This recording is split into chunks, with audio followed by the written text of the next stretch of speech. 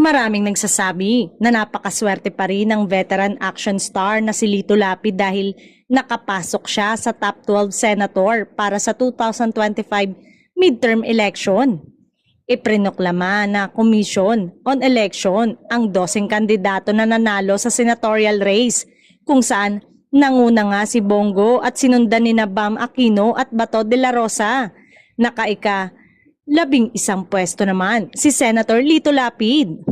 Ayon sa mga netizen, mukhang swinerte pa rin si Lito Lapid dahil sa mga tumatakbong taga-showbiz ay sila lamang ni Tito Soto ang pumasok sa top 12.